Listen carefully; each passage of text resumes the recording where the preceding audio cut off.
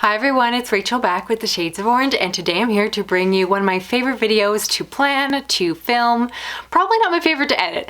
Future Rachel is gonna have to deal with that, but it's one of my favorite videos to post, and that is an if you like this, you should read that. And this one is for science fiction, but I've done many of these videos before for all the genres that I read, so link down below to a playlist, and hopefully you enjoy these as much as I do. As always, there is no perfect comp for any book, but for whatever reason, these books just have similar themes or similar tones, or something about the book reminded me of the other one. And when I find a book that I really love, I'm constantly trying to find something like it, so hopefully you'll find this video helpful for you. All that being said, let's get started. First off, let's start with one of my favorite science fiction series, and that is the Machineries of Empire, the first book being Nine Fox Gambit by Yoon Lee. And this is a piece of military science fiction that follows an officer who agrees to take on the soul of this deceased general. He was considered to be an amazing soldier and mathematician. He also possibly went crazy and killed his own men, but she agrees to take him on in order to better perform her own role, and the story spirals from there. This is an incredibly kooky, off-kilter story. It's incredibly unique, which makes me really excited to actually have a book or book series that I think has a similar tone and style to it.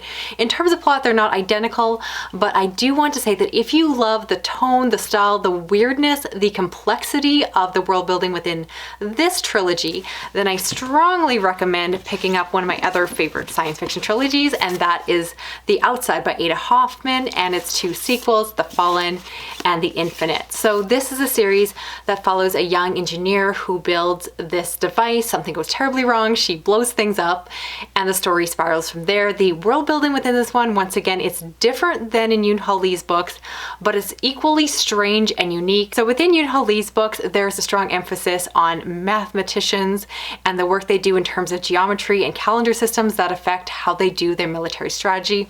And within this world, it's totally different, but somehow just equally as strange. And so we follow a future where artificial intelligence has taken over as the gods over humanity, and you find out how they got to that point. And this book also has some cosmic or more Lovecraftian style aspects of the story, because you get to find out about the outside and what that actually means. And within both stories, you have some really brilliant main characters who do not fit into normal stereotypical boxes. So you have a neurodiverse, atypical character within the story, and their mind just works differently. So they are both brilliant, but also don't kind of conform to social norms.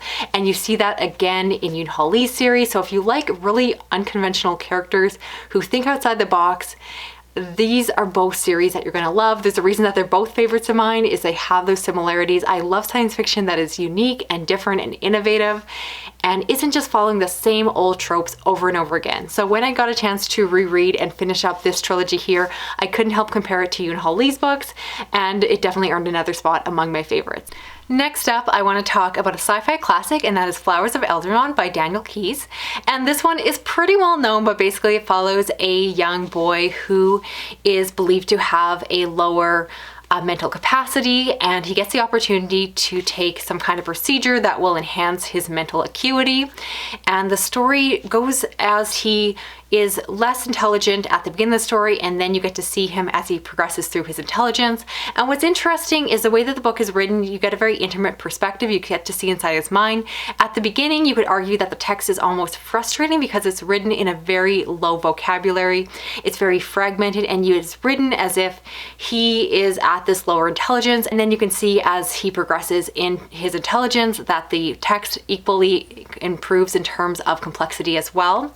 And so it's a very interesting book, and it's one that I definitely appreciate what it's trying to do. It has a lot of conversations about how we treat people that are seen as lesser or other, or specifically how humanity and society treats those with perceived disabilities. And so this book is very emotional and heartfelt. It's very character focused, as you can imagine. Now, this is a book that I like, but I will admit that I don't think it's aged as well as I would like it to. I definitely appreciate that at the time it was written, it was probably quite revolutionary and uplifting in how it really spoke about people with disabilities and their treatment in society. But while it means well, there's definitely things that I think would be written differently if it was written today. You can imagine a modern editor treating the book a little bit differently than than it was treated back then. So I will admit that I like this book, but I don't think that it fully hit the mark. And I did find a similar book that I think does the topic a little bit better, although it also has its problems. We'll discuss that in a moment. And the book I want to compare it to is The Speed of Dark by Elizabeth Moon. And this is a story that follows a young person with autism. And within this world, he gets the opportunity to go through a procedure that will remove his autistic behaviors, and it will transform him into a neurotypical individual. And so within the story, we follow him as he's going about his daily life, and he is trying to grapple with the decision of whether or not to go forward with this procedure. He has other autistic friends that are also trying to make that decision. So I love the story for a lot of reasons. First, I think it has some fantastic autistic representation. I really love how it discusses the mind and how it processes differently and how it makes different connections. The title itself, The Speed of Dark, really just is a testament to how the book explains how the mind thinks outside the box and all of that. And I loved a lot of what it was doing. However, I do still admit that this book is also not perfect. It has beautiful representation. There are so many lines that I just want to constantly quote and reread, and just some beautiful passages about the autistic mind. But then there is the ending. The ending is terrible. In the case of Flowers of Elderon, the ending really uplifted the book for me and made me appreciate it more. It took it from being a mediocre book to one that I do appreciate, and the ending for this one completely destroyed the messaging. I will leave it there. I do not like to spoil books, but oh my goodness, this ending is trash. I love the book, but I hate the ending. Keep that in mind if you decide to pick it up. Next up, I want to talk about another favorite science fiction series of mine, and that is The Wrong Stars by Tim Pratt and its two sequels that make up the trilogy. And this is one that perhaps is a little bit more underhyped online, but if you follow my channel, it's been a long time favorite of mine, so you might have read it just because of my own recommendation. Basically, this follows a ragtag crew that come across this old spaceship that appears to have left Earth, and it has come back. When the passenger of the ship wakes up, they yell out that they have found and discovered aliens, and the story kind of goes from there. They discover that this person is out of time. They have made contact with aliens and are just expanding our understanding of what else is out there, who else is out there, and it spirals into a very classic but very enjoyable space opera story. Now, this is one that I love for a lot of reasons. It has some great diverse representation. If you're looking for different elements, you're going to find pretty much all of them here. This book, I'll be honest, or this series rather, ticks a lot of boxes, but at the same time, it has a good balance of having a lot of action in the plot. It's constantly moving forward. In 3 books, so much is covered, so much moves along, and I think that it has some good character work. Often I feel like it's a trade-off between good characters or good action, and I really feel like a lot is packed into these books so that you're not missing out on one in favor of the other. And overall, I like these. I will fully admit that as I read more science fiction and space opera, I do see that the author leans into a lot of classic and familiar tropes, but they are done very well here.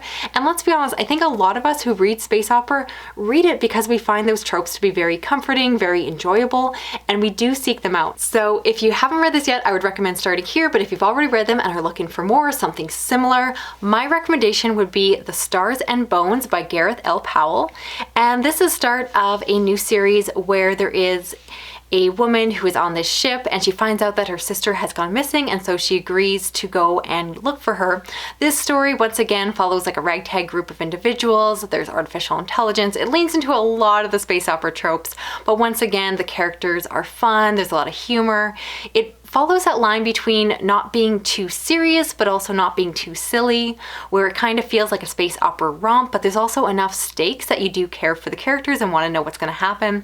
This book again was just very easy to get through, and I do recommend that if you love again The Wrong Stars, I think that that would be a great one to jump onto next if you're looking for something similar. And if you love IRobot by Isaac Asimov, which is a collection of short stories that really established the rules of robotics and has become such a classic in the genre.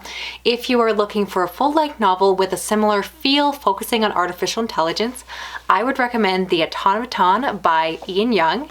And this is a story that follows the world past humanity. So 5,000 years after humanity has died out, before they all died, they left behind a legacy of different artificial robots. And so we follow these robots, or specifically one robot in the future who wakes up. They are defective and trying to figure out what is going on, and along with an artificial holographic intelligence they piece together and the story goes from there. There are so many artificial intelligence stories that I've read, but more than any other, this one really reminded me of Isaac Asimov's work. I can see the clear love for the classic version of this story. And don't get me wrong, this is certainly by no means a copycat or a retelling.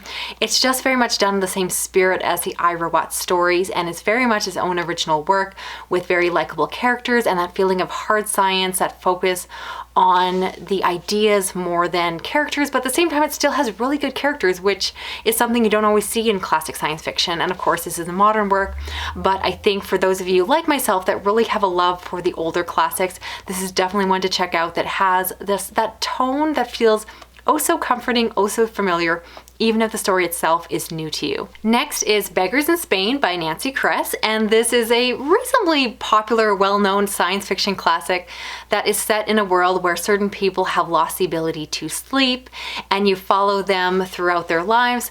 I do like that the book explores a little bit of what that would look like. I did struggle with parts of the book, and my biggest issue was the explanation of how it worked in terms of biology and how they were treated within society. There just were some things that didn't really add up. It didn't really ring true to me. Some of the things that they were suggesting, that by eliminating sleep, people were just instantly like uplifted as superior beings. I just didn't really get the fake science behind it and found it a little bit hard to swallow.